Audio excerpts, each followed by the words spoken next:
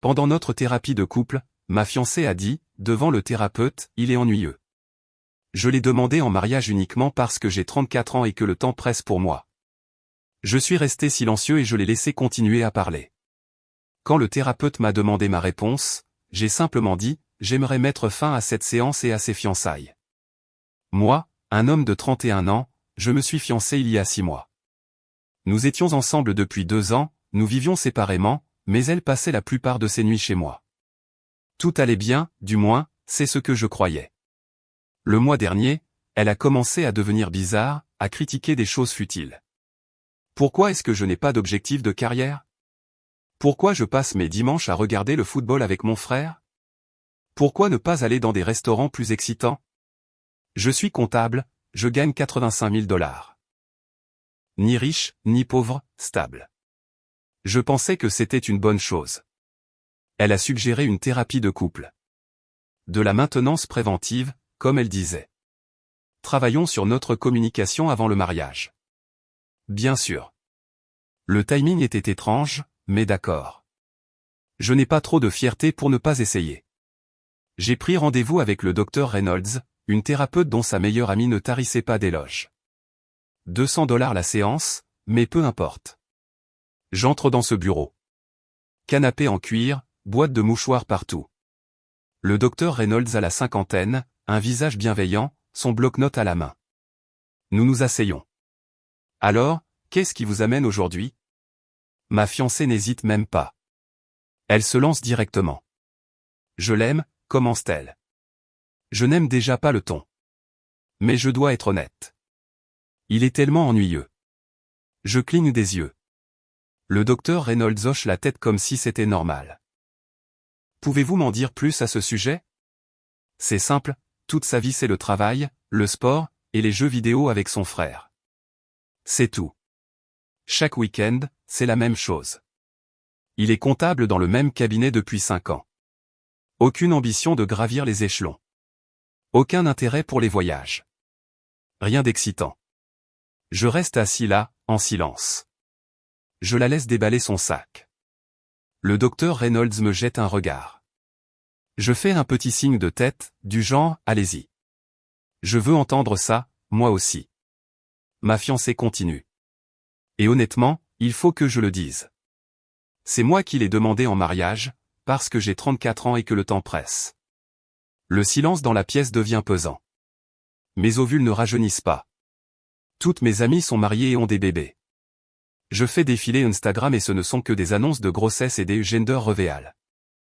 Je ne peux pas attendre éternellement qu'un homme parfait et excitant se présente. Lui, il est stable, il gagne décemment sa vie, il ne me trompera pas. À cet âge, c'est ce qui compte, non? Le docteur Reynolds écrit quelque chose, puis la regarde. Donc, vous avez le sentiment de vous être contenté de lui? Je veux dire, oui, je suppose. Je ne rajeunis pas. Ma mère n'arrête pas de me demander quand je vais lui donner des petits-enfants. Il est gentil. Il est fiable. C'est suffisant. Mais est-ce que ça l'est vraiment? Ma fiancée soupire de manière théâtrale. Parfois, je le regarde sur le canapé en train de regarder le match et je me dis, est-ce que c'est ça, toute ma vie? Est-ce que c'est vraiment tout? Mais quel choix ai-je? J'ai 34 ans. Je n'ai pas le temps de tout recommencer et de trouver quelqu'un de mieux. Le mariage est déjà organisé. Nous avons le lieu, le photographe, ma robe est commandée. Qu'est-ce que je suis censé faire? Tout annuler et être célibataire à 35 ans? Le docteur Reynolds se tourne enfin vers moi. Comment vous sentez-vous en entendant cela? Je me lève. Je voudrais mettre fin à cette séance. Ma fiancée se retourne. Quoi? Et à ses fiançailles. Attends, qu'est-ce que tu fais? Tu viens de passer 10 minutes à raconter à une inconnue que tu m'as demandé en mariage par désespoir, que je suis ennuyeux, et que tu t'es contenté de moi parce que tu as peur de te retrouver seul à 35 ans. Pourquoi diable épouserais-je quelqu'un qui ressent ça? J'étais honnête. C'est à ça que sert la thérapie. Oui, et moi aussi, je suis honnête. C'est fini entre nous. Je prends ma veste, je me dirige vers la porte. Elle est debout maintenant, sa voix devient stridente. Tu ne peux pas partir comme ça. Nous sommes au milieu d'une séance. La séance est terminée. Et nous aussi. C'est exactement de ça que je parle. Tu te renfermes dès que les choses deviennent difficiles. Je m'arrête à la porte, je me retourne. Je ne me renferme pas. J'écoute. Tu m'as dit exactement ce que tu ressens. Que je suis un plan de secours parce que ton horloge biologique tourne. Que tu n'es avec moi que parce que tu ne penses pas pouvoir trouver mieux. Ce n'est pas moi qui me renferme. C'est moi qui comprends enfin avec qui je suis vraiment fiancé. Le docteur Reynolds semble mal à l'aise. Peut-être devrions-nous tous prendre une grande respiration. Non merci. Ça va pour moi. Je sors, je monte dans ma voiture, je rentre chez moi, je m'assois sur mon canapé, ce canapé ennuyeux où je regarde des sports ennuyeux et je fixe le mur pendant peut-être 20 minutes. Mon téléphone se met à vibrer. Ces textos arrivent en rafale, tu ne peux pas partir comme ça. Il faut qu'on parle. C'est tellement immature. J'ai aussi dit que je t'aimais. Tu réagis de manière excessive. C'est pour ça qu'on avait besoin de thérapie au départ. Je mets mon téléphone en silencieux. J'appelle mon frère. Yo, comment s'est passée la thérapie? J'ai rompu les fiançailles. Quoi? Je lui raconte tout, mot pour mot. Il reste silencieux une seconde, puis, punaise. Mec. Elle a vraiment dit ça à voix haute. Devant une thérapeute qui va certainement se souvenir de celle-là. Mec, tu as évité un missile. C'est quoi le plan? Aucune idée. C'est juste fini. Tu veux que je passe? Non, ça va. J'ai juste besoin de digérer ça. Je raccroche. Je regarde mon téléphone. 23 appels manqués, 47 textos maintenant. Pas ce soir. Je ne gère pas ça ce soir. Alors, voilà ce que vous devez savoir sur mon appartement. Je paie 70% du loyer. Elle a insisté pour contribuer à parts égales, mais ses revenus de graphiste freelance sont d'environ 15 000 $ par an. Moi, je gagne 85 000 $. Nous partageons les factures, mais en réalité, je couvre la majeure partie. Elle a une clé, elle garde des vêtements dans mon placard, sa brosse à dents dans ma salle de bain, en gros, elle vit ici 4 nuits par semaine. Vers 23 heures, j'entends sa clé dans la serrure. J'avais hésité à ouvrir la porte. J'ai décidé de ne pas le faire. Elle entre. Je suis assis sur le canapé. Elle a ce regard. Les yeux rouges d'avoir pleuré. Le mascara qui a coulé. Il faut qu'on parle. Il n'y a rien à dire. Si, il y a des choses à dire. Tu ne peux pas mettre fin à une relation de 2 ans pour un seul commentaire. Ce n'était pas un commentaire.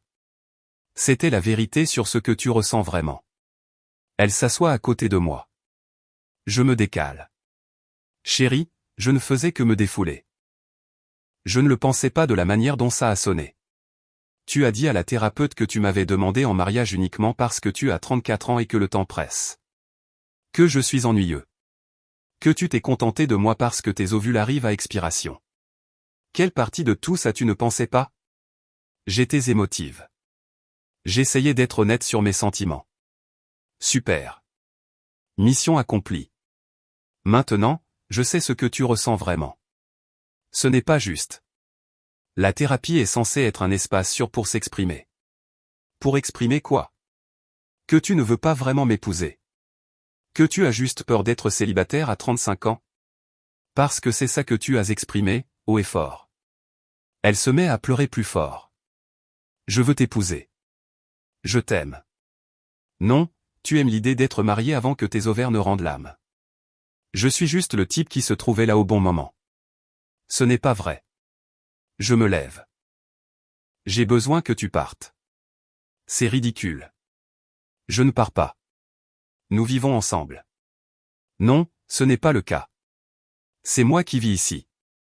Toi, tu dors ici parfois. Il y a une différence.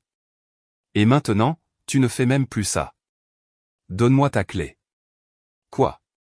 Ta clé. Donne-la-moi. Non, c'est aussi chez moi ici.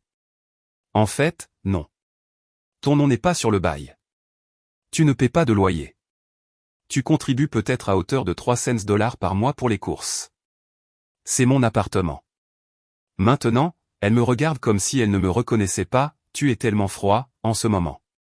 Ça ne te ressemble pas, tu t'attendais à quoi?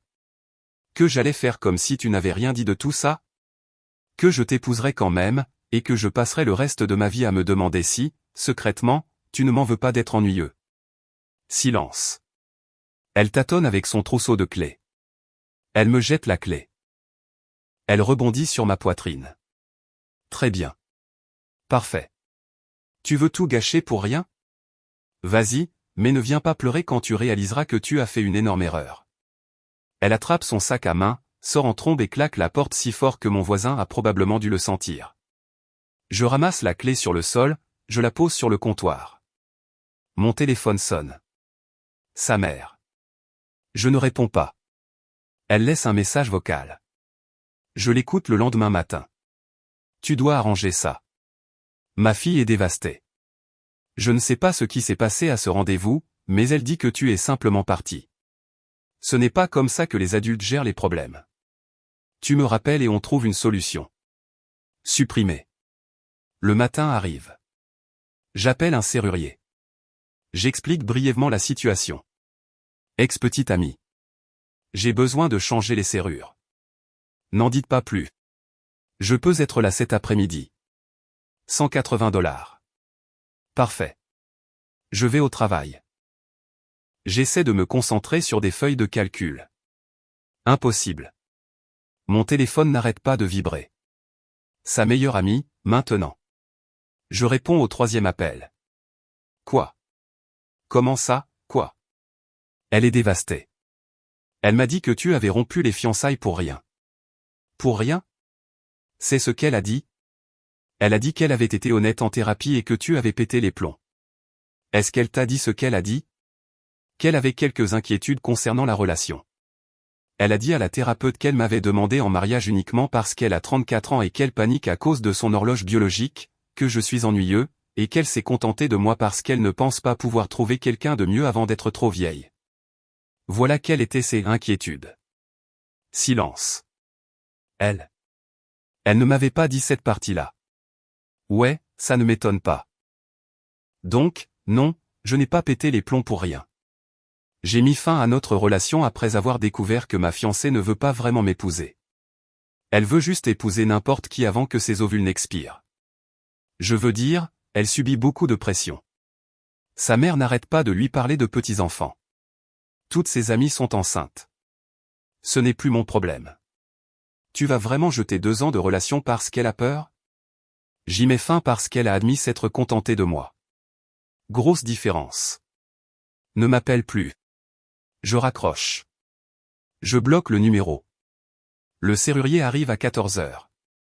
Nouveau peine dormant, nouvelle poignée. Il me tend 2 clés. Voilà. Votre ex-petite amie est officiellement privée d'accès. Une douce mélodie à mes oreilles. Ce soir-là, je commence à emballer ses affaires. Elle a une quantité surprenante de bazar ici. Vêtements, maquillage, livres, gadgets de cuisine, ce fameux robot KitchenAid hors de prix qu'elle a acheté et utilisé 2 fois, et que moi, j'ai utilisé tous les week-ends depuis 1 an. Je rassemble tout près de la porte. Je lui envoie un texto depuis mon téléphone. Je ne l'ai pas encore bloqué.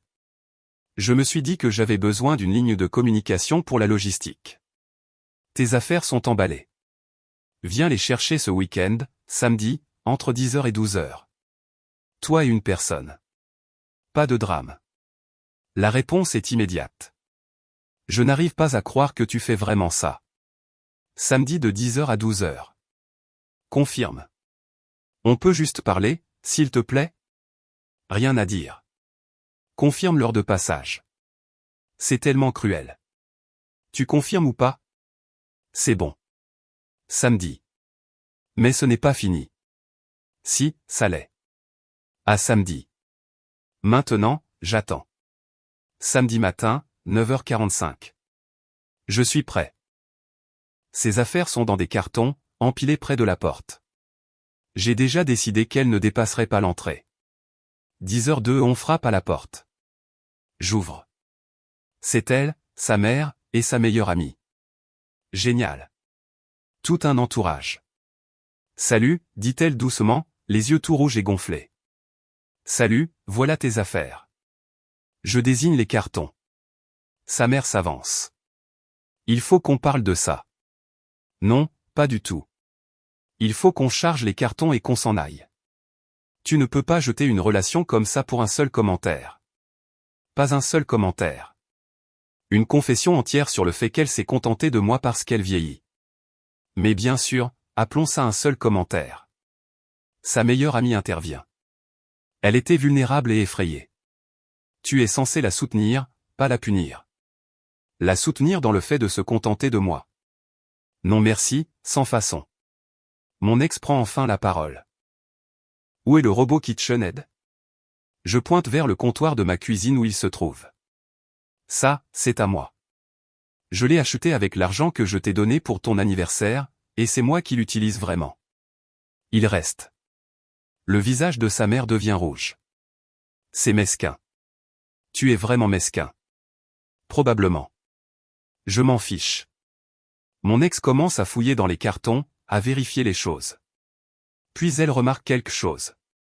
Où est la bague? Oh là là, c'est reparti. Quelle bague? Ne joue pas à l'idiot. La bague de fiançailles. Où est-elle? Dans mon coffre-fort. Je la veux. Je me mets à rire. Je ne peux pas m'en empêcher. Tu veux récupérer la bague? Oui. Elle vaut environ 4000 $, que j'ai dépensé pour une bague destinée à une femme qui m'aimait. Il s'avère que cette femme n'existe pas. Donc non, tu ne peux pas la récupérer. C'est du vol. En fait, non. Quand des fiançailles sont rompues parce que tu as admis t'être contenté de la personne par désespoir, celui qui a acheté la bague la garde. C'est comme ça que ça fonctionne. Sa meilleure amie est déjà en train de chercher sur Google avec son téléphone. Son visage se décompose. Techniquement, il a raison. Dans la plupart des États, la bague revient à l'acheteur si les fiançailles sont rompues. La mâchoire de mon ex tombe. Tu ne peux pas être sérieux. C'est ma bague. C'était ta bague. Maintenant, c'est juste une erreur à 4200 $ que j'ai commise. Mais, au moins, je l'ai découvert avant le mariage. Sa mère est furieuse. C'est incroyable. Tu voles ma fille. Votre fille a dit à une thérapeute qu'elle voulait m'épouser uniquement parce que son horloge biologique tourne et qu'elle est désespérée. Je pense que j'ai le droit de garder la bague que j'ai achetée pour ce que je pensais être une vraie relation. Mon ex se remet à pleurer. Je n'arrive pas à croire que tu fasses ça après tout ce qu'on a vécu. Tout ce qu'on a vécu comme quoi? Le fait que tu m'aies menti sur tes sentiments? Que tu aies fait semblant de vouloir m'épouser alors qu'en réalité, tu voulais juste épouser n'importe qui avant tes 35 ans. Elle ne répond pas, prenez vos affaires. Partez. Elle charge les cartons. 30 minutes d'aller-retour jusqu'à leur voiture. Je reste dans l'embrasure de la porte tout le temps, m'assurant que personne ne dépasse l'entrée. Quand elles ont terminé, mon ex se retourne une dernière fois. Tu vas le regretter. Quand tu auras 40 ans et que tu seras seul, tu regretteras de m'avoir laissé partir. Je vais prendre le risque. J'aurais pu avoir n'importe qui. Je t'ai choisi, toi. Ouais, parce que tu étais désespéré et que le temps pressait. Tu l'as dit toi-même. Pas vraiment flatteur. Sa mère lui attrape le bras. Viens, chérie. Il n'en vaut pas la peine. Elles partent. Enfin. Je ferme la porte. Je la verrouille avec mes nouvelles serrures, que sa clé ne peut plus ouvrir. Mon téléphone vibre. Mon frère. Comment ça s'est passé? À peu près aussi mal que prévu. Elle voulait récupérer la bague. S'il te plaît, dis-moi que tu ne la lui as pas donnée. Jamais de la vie. Je lui ai dit qu'elle restait avec moi. C'est mon gars. Une bière plus tard? Ouais, j'ai besoin d'une bière. Je pensais que c'était fini. Ce n'était même pas proche d'être fini. Lundi matin, je suis au travail. Je suis convoqué au RH. Mon patron est là aussi, l'air perplexe. La directrice des RH, une femme d'une 50aine d'années, a un dossier devant elle. Nous avons reçu une plainte à votre sujet ce week-end. Une plainte? Oui. Une plainte anonyme affirmant que vous avez harcelé une femme, envoyer des messages menaçants et créer un environnement hostile. Mon cerveau fait immédiatement le lien. Mon ex-fiancé. Excusez-moi, dis-je. J'ai mis fin à mes fiançailles la semaine dernière. C'est elle qui fait exploser mon téléphone. Je ne l'ai pas contactée du tout, sauf pour organiser la récupération de ses affaires dans mon appartement.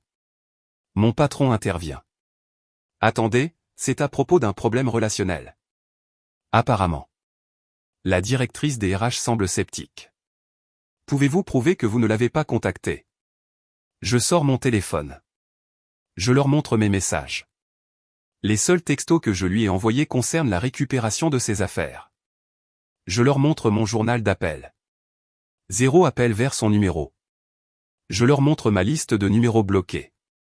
Je ne l'ai pas contactée. C'est elle qui ne me laisse pas tranquille. La directrice des RH prend quelques notes. D'accord, nous allons enquêter à fond, mais d'après ce que je vois, cela semble être une fausse plainte. Si quoi que ce soit d'autre se produit, veuillez le documenter et nous le faire savoir immédiatement. Je n'y manquerai pas, je sors. Mon patron me suit. Ça va? Ouais, je gère juste une ex un peu folle. Je suis passé par là. Dis-moi si tu as besoin de quoi que ce soit. Je suis furieux maintenant. Elle a essayé de s'en prendre à mon travail. Mon travail? Parce que je ne voulais pas lui rendre une bague qu'elle ne méritait pas. Ce soir-là, je reçois un texto d'un numéro inconnu. C'est sa meilleure amie. Tu dois lui rendre cette bague. Elle prévoit de t'emmener devant la cour des petites créances. Je fais une capture d'écran, puis je réponds, bonne chance avec ça. La bague reste avec moi. Arrêtez de me contacter ou je porterai plainte pour harcèlement. Tu es un tel, bloqué. 2 jours plus tard, je reçois effectivement une lettre par la poste, d'un avocat ou de quelqu'un prétendant en être un. L'entête semble avoir été faite sur Microsoft Word, et il y a littéralement une tache de café sur la 2e page. La lettre exige la restitution de la bague de fiançailles, d'une valeur de $4000, la restitution du robot KitchenAid, d'une valeur de $350, un dédommagement pour détresse émotionnelle, $1500, le paiement des frais de thérapie engagés à cause de vos actions, $300. Total exigé, $6150. Je prends une photo de cette lettre et je l'envoie à ma cousine qui est assistante juridique. Elle m'appelle en riant. C'est la pire lettre de mise en demeure que j'ai jamais vue. Où est-ce qu'elle a trouvé cet avocat? Dans une boîte de céréales? Donc, je n'ai pas besoin de m'inquiéter. Absolument pas. Premièrement, la bague est à toi. Elle a admis que les fiançailles ont pris fin parce qu'elle s'est contentée de toi par désespoir. Tu la gardes. Deuxièmement, le robot KitchenAid. Il devrait prouver la propriété. Troisièmement, la détresse émotionnelle pour une rupture. Aucun juge ne prendra ça au sérieux. Quatrièmement, tu ne l'as pas forcé à suivre une thérapie. C'est du n'importe quoi. Qu'est-ce que je fais? Ignore-la. S'il dépose vraiment une plainte aux petites créances, appelle-moi. Mais ce n'est qu'une tactique d'intimidation de la part d'un avocat. Elle a probablement payé $200 pour envoyer une lettre de menace. Je me sens mieux, mais j'en ai aussi marre de jouer en défense. Il est temps de passer à l'offensive. Nos amis communs ont commencé à poser des questions.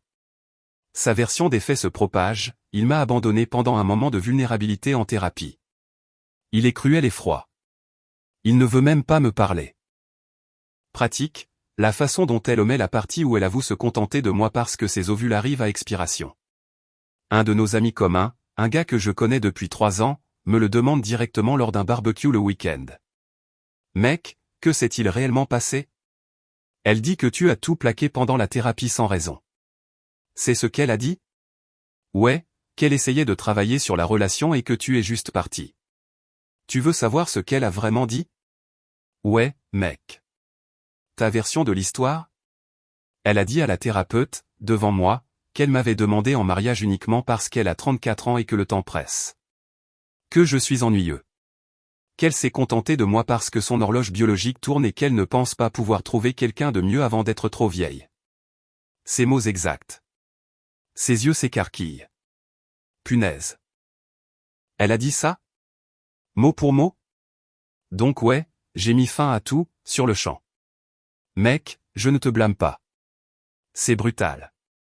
la nouvelle se répand vite. En quelques jours, le récit change. Les gens qui sympathisaient avec elle commencent à prendre leur distance. Quelques amis me contactent pour s'excuser d'avoir cru sa version sans avoir entendu la mienne. Sa meilleure amie m'envoie un message méchant. Tu es en train de ruiner sa réputation. Elle ne peut plus sortir avec personne maintenant parce que tu racontes à tout le monde qu'elle est désespérée. Je ne dis pas aux gens qu'elle est désespérée. Je leur dis ce qu'elle a dit en thérapie. Si ça la fait paraître désespérée, elle aurait dû y penser avant de le dire. Elle ne te le pardonnera jamais. Tant mieux. Je ne veux pas de son pardon. Je veux qu'elle me laisse tranquille. Bloqué. 3 semaines après la rupture, je commence enfin à me sentir de nouveau normal. Les textos constants ont cessé. Les appels de sa famille ont cessé. Les lettres de menaces de l'avocat ont cessé. Puis ma sonnette retentit. Il est 20h, un mercredi. Je vérifie la caméra de sécurité de mon téléphone. C'est elle. Génial. Je parle via le haut-parleur de la caméra. Qu'est-ce que tu veux? S'il te plaît, j'ai juste besoin de te parler. 5 minutes. Non. S'il te plaît. J'ai besoin de tourner la page. Tu as eu l'occasion de tourner la page au cabinet du docteur Reynolds. Ce n'est pas juste. Tu ne veux même pas m'écouter. Je t'ai bien assez écouté. Tu m'as dit exactement ce que tu ressens. Il n'y a plus rien à dire. J'ai fait une erreur. Tu ne peux pas comprendre ça? Quelle erreur? D'avoir été honnête sur ce que tu ressens vraiment? Ce n'était pas une erreur. C'était la vérité. Elle se met à pleurer, s'asseyant sur le pas de ma porte. Je ne partirai pas tant que tu ne m'auras pas parlé. Alors j'appellerai les flics pour violation de propriété. Tu n'oserais pas, je commence à composer le numéro. Elle l'entend à travers le haut-parleur. C'est bon. Très bien. Tu es un tel, elle part. Je la regarde marcher jusqu'à sa voiture sur la caméra. Elle reste assise là pendant 10 minutes, puis s'en va. Mon voisin m'envoie un texto. Ton ex a l'air contrarié. Tu as besoin de quelque chose? Non, ça va. Merci de prendre des nouvelles. Dis-moi si elle devient un problème. Je te couvre. Le lendemain matin, je prends une décision. J'emmène la bague de fiançailles chez un bijoutier, le même où je l'avais achetée. J'aimerais vous la revendre.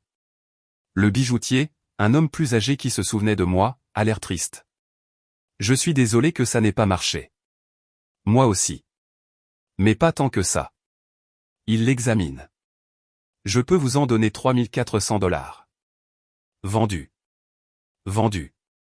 Fini. Disparu. Je prends cet argent et je fais quelque chose que je n'ai pas fait depuis des années. Je réserve des vacances. En solo.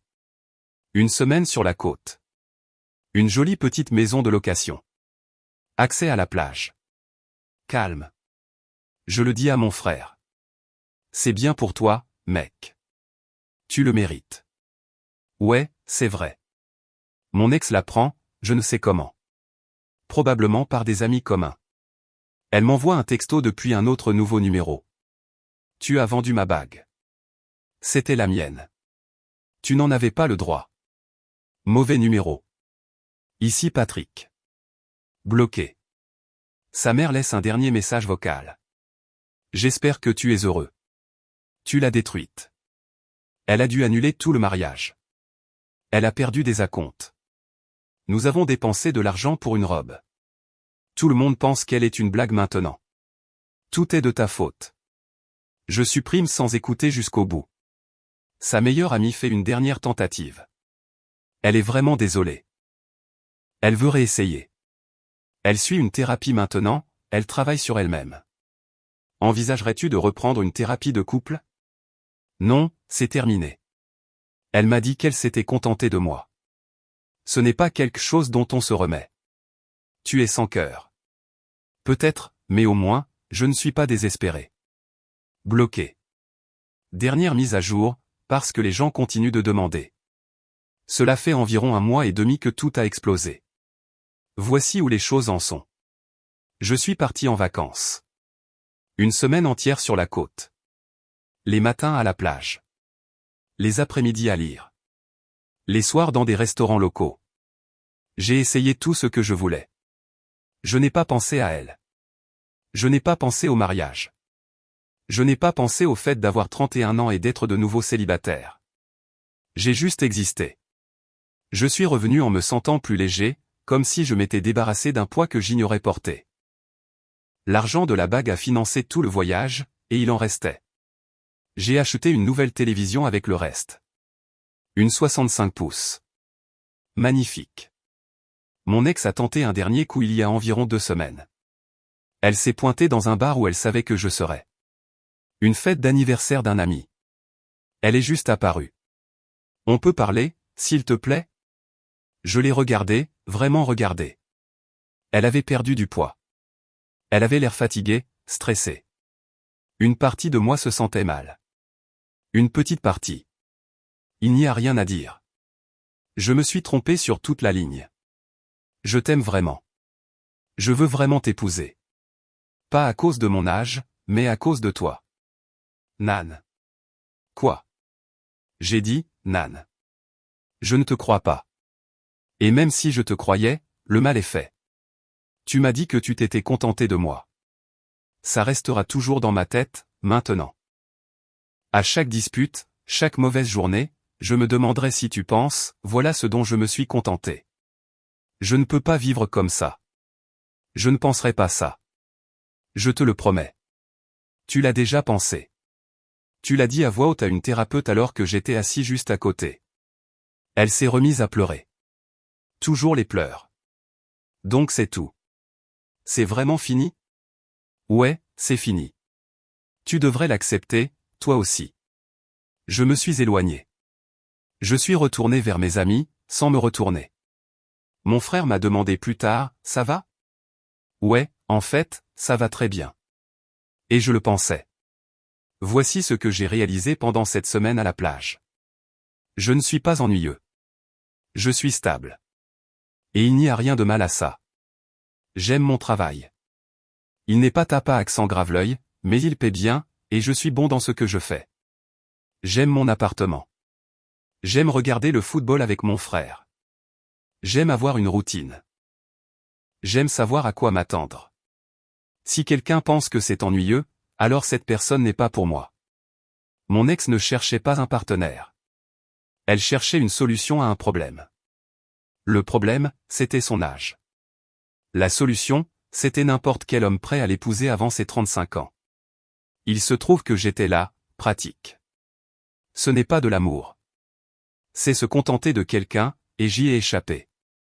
Les amis qui comptent sont restés. Ceux qui ne sont pas restés n'étaient de toute façon pas de vrais amis. Je ne fréquente personne pour le moment. Ça ne m'intéresse pas.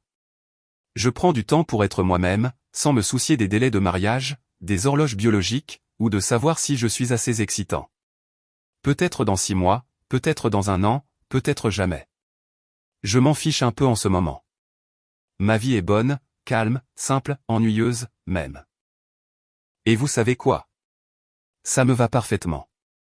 À tous ceux qui ont dit que j'avais réagi de manière excessive, respectueusement, vous avez tort. Si votre partenaire vous disait qu'il veut vous épouser uniquement parce que le temps presse et que vous êtes assez bien, vous partiriez aussi. Ne vous mentez pas à vous-même. À tous ceux qui ont dit que j'aurais dû essayer de régler les choses, pourquoi? Pour que je puisse passer le reste de ma vie à me demander si elle m'en veut secrètement d'être ennuyeux. Hors de question. À tous ceux qui m'ont soutenu, merci. Ça compte plus que vous ne l'imaginez. C'est tout. C'est la fin de cette histoire. Mon ex-fiancée est maintenant le problème de quelqu'un d'autre. J'espère qu'elle trouvera ce qu'elle cherche. J'espère que ce n'est pas juste quelqu'un avec qui avoir des enfants avant 35 ans. Quant à moi, je vais bien. J'ai mon travail ennuyeux, mon appartement ennuyeux, ma vie ennuyeuse, et honnêtement, c'est plutôt génial.